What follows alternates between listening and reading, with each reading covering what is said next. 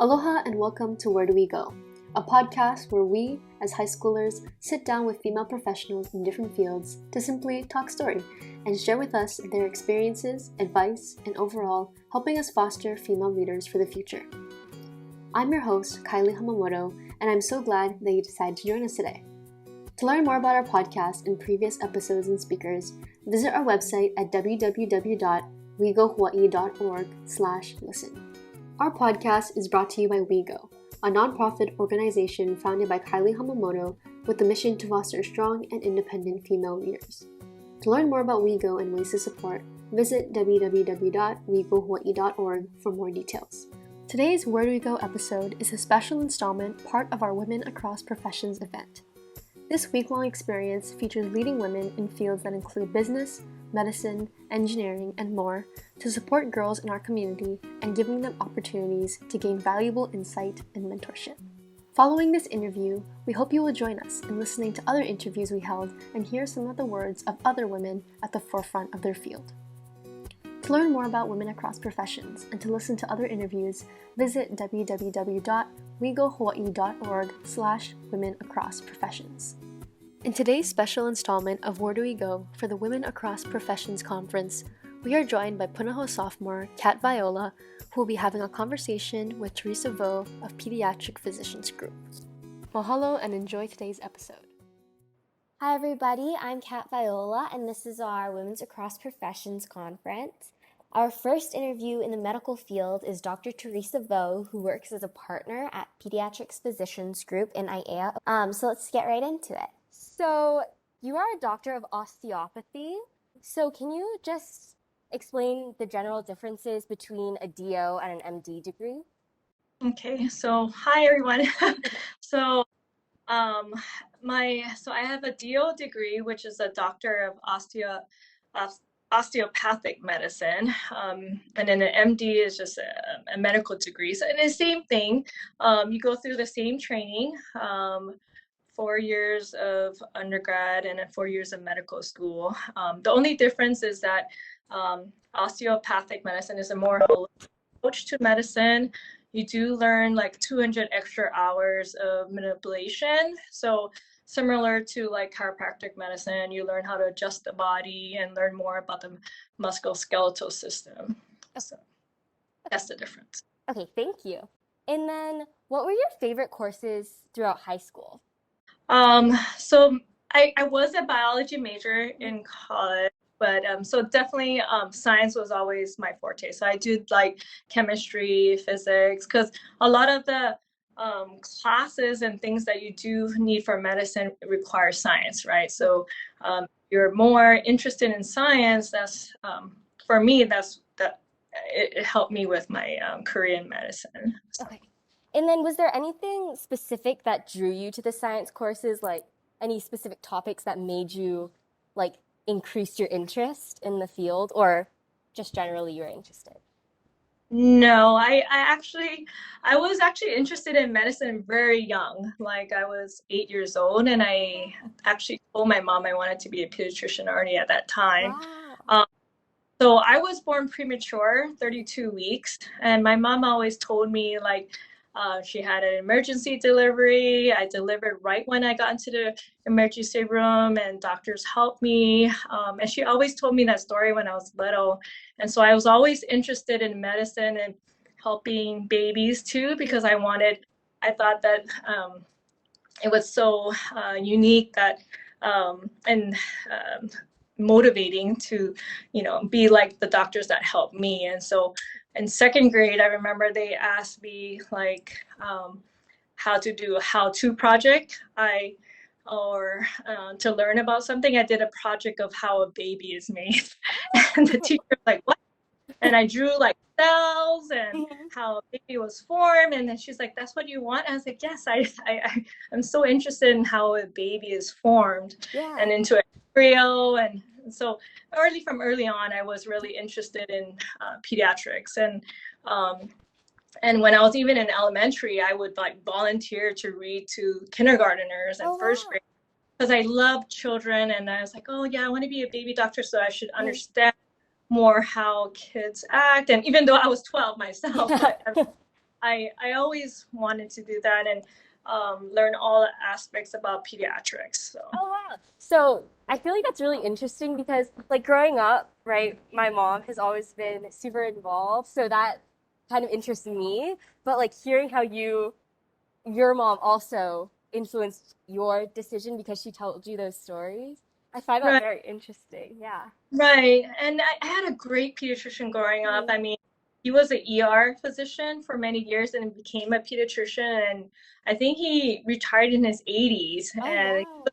so inspiring. Very, he inspired me to be like him, Mhm. right? And just very friendly, and it made me want to be like him. And so I think if you have somebody that inspires you and you want to do something, you're more, go oriented to that, to do that. So, Yeah, definitely. So that's kind of what led you into the pediatric field, if that's correct. right, Okay. correct. Um, Was there anything else that came up that led you to work with PPG rather than working in a hospital, or did you always know that you wanted to be in a group? Because if Oh, you're a I didn't. pediatrician, yeah. So after I finished residency, so you go to medical school, and then I chose residency at UH. And then at that time, I almost actually moved to New York Oh, to be wow. um, at that point, but then changed plan and I stayed back here. So I actually work as a neonatal hospitalist for 2 years in the hospital doing high risk deliveries. Mhm. So I didn't know I was going into private practice at first. I just wanted a job, Yeah. pay off my student loans, and I really enjoyed it actually because I got to go to those high risk preemie deliveries and saw 1 pound babies delivered Oh, and helped wow. them. So it was really fun. And in the meantime, I actually work in a lot of community centers. I work at Mhm. the health center, and Dr. Jana, who was my partner, she was really sick, and she asked me to substitute for her when the days that she couldn't work, Mhm. and so I helped a lot in the private practices around Hawaii. So all the doctors who went on vacation or who wanted to take a Saturday off, I worked for them. And I think how I drew to PPG was when Dr. Jana was so weak Mhm. and she somebody to take over her practice. She asked me to take over her practice. That's why I ended up going to Pediatric Physicians Group. So, So you said that you started off in New York. oh no, so I was Sorry. planning to move to New York actually after I Mhm. graduated residency Yes. to do as a hospitalist, but then I Oh, changed okay. my mind at the last minute, Okay. and I stayed here to be a hospitalist here Mhm. instead. Oh, okay. So I mean, that's because I was dating somebody in New York, and it's not we broke up, and I was like, Yeah. okay. So yeah, so I ended up, and it was good because Mhm. it made me work in the hospital here, and I got to meet a lot of new pediatricians and got to know the community docs, and I think that was great. So Yeah. And it all worked out. yeah, it worked out great. So so some things, you didn't unexpected, but turn out for Mhm. the better. Yes. Um, so going back to like high school, Mm-hmm. um, one of our big questions that everybody is asking who they're interviewing is what advice would you give a high school student that would like to pursue a career in medicine? I would say be proactive. I mean, actually volunteering helped me a lot. I volunteered at the hospitals. I even volunteered at a nursing home. Oh, And I work with like geriatrics, like, in skilled nursing facilities. And I just did like art projects with them and learning.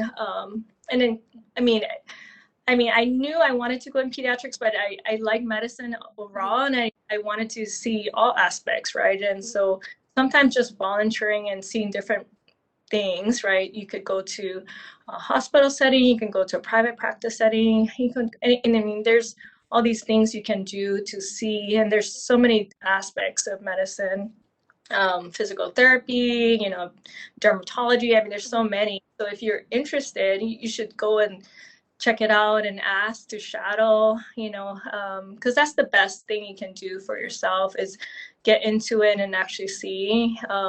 if the doctor's willing to accept you, right? And then ask your counselors, when you go into college counseling and how the path is. I mean, osteopathy is pretty much the same as any medical doctor. You still have to apply for your college and then be a pre-med student. So you don't have to be a bio major. You can be any major. I had classmates who were English majors, psychology majors, any major, but you have to be in a pre-med path where you take biology, chemistry, biochemistry, things like that to take the test to get into medical school. Okay, and then so you mentioned talking to your counselors when we were preparing for college, and you went to Iolani. So did you have a good relationship and rely on your counselors, or did you just work with them a little bit to find these volunteer opportunities? Well, definitely getting to college is the first part, right? And that's why you talk to your college counselors. And then I did see, if they had a good science program, right? Because I knew I was going to go in biology. So, I mean, if you can really go to any college and still apply for, that's what I'm saying. But when you get into college, though, if you plan to be on pre-med, you really should join the pre-med society, and talk to you. They usually assign you to a counselor and talking about your path, right? And how you're going to prepare yourself. Because you do have to take some science background and be able to prepare yourself. Are you going to be able to take all these labs and things like that? To take the medical school exam, right, test, the MCAT. So, but the stepping stones in high school would be like thinking about college and, maybe looking at if the school has a med school, and sometimes it's good to see those schools too, right? So. Would you recommend, so as for looking into schools that have medical programs after undergraduate, would you recommend going to a school that does have a separate medical school? Because you went to USC and then Touro? Yeah, so osteopathic, I actually didn't learn about osteopathic medicine until later. I mean, I really, and my college counselors didn't even tell me about osteopathic medicine. I had to find it for myself, actually. And so I only thought there was MD schools. I didn't even know there was another type of doctor, holistic. And so I actually went to a medical conference when I was in college. And I found out, there's a different type of doctor, osteopathy doctor, and that's when I learned about it. I went to a San Diego State conference, and then they had an osteopathic doctor come and do manipulation. I was like, wow, that's great. I want to try that out. And like I said, I mean, if you don't have somebody to show you those things, I mean, you don't know, right? Yeah. And so, but yeah, I mean, but being in an osteopathic school, they don't have an undergrad. So you would have to go to, I mean, like I said, you can go to any college, right? And as long as you fulfill the requirements, you can go to any medical school, really. Yeah. Okay, and then did you have any specific paths to matching into UH for your residency, or did it just work out that you had matched into pediatrics at UH? So when I was doing my medical school, so the first 2 years of medical school is pretty much didactic. So you're just in class studying, your basic background medical knowledge, right? And then the last 2 years is more clinicals. And I tried to, my third year, I was, because my school was in California, I did most of my clinicals, my third year in Long Beach, California.